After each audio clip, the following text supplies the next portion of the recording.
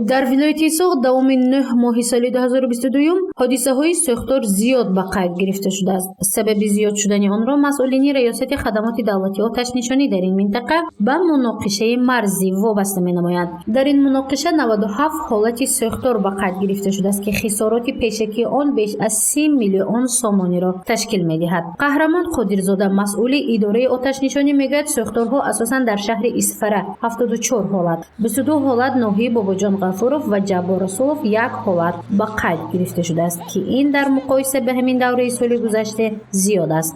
дар миқёси вилоят 368 адад ҳодисаҳои нохуши сӯхтор ба қайд гирифта шудааст ки нисбат ба соли гузашта 13 маротиба зиёд мебошад.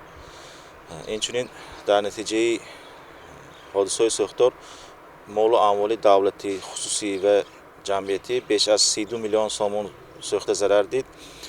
аз он ҷумла ҳангоми хомӯш набудани сӯхтор ва гузарондани корҳои муҳорибавӣ беш аз 68 миллион сомони молу амволи давлатӣ ва хусусӣ аз сӯхтор эмин нигоҳ дошта шуд.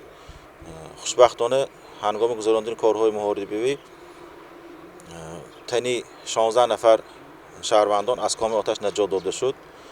мутаассифона дар давоми 9 моҳи соли ҷорӣ дар натиҷаи сӯхторҳо як нафар дар натиҷаи сӯхтор ба ҳалокат расиданд.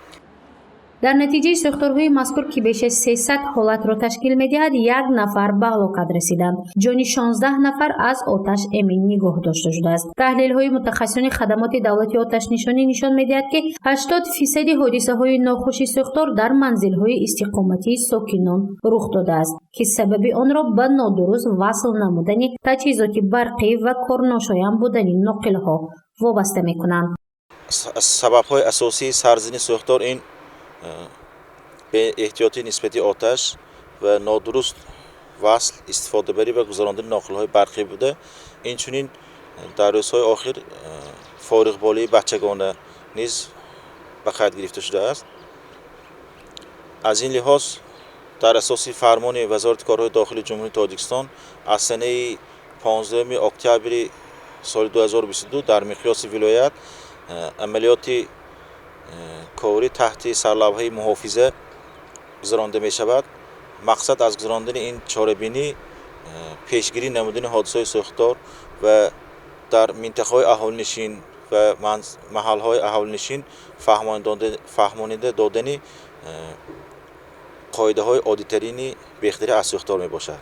таҳлилҳои мутахассисон нишон медиҳад ки сӯхтор бештар дар шаҳру ноҳияҳои Исфара, Бобоҷон Ғафуров ва шаҳри Хуҷанд дар муқоиса ба ҳамин давраи соли гузашта зиёд гардидааст. сабаби зиёд шудани он муноқишаи марзии моҳи сентябр ба ҳисоб меравад. Гузориши Мафнӯшкурова, Наимҷон Оюбов барои барномаи иттилоотии Хабар.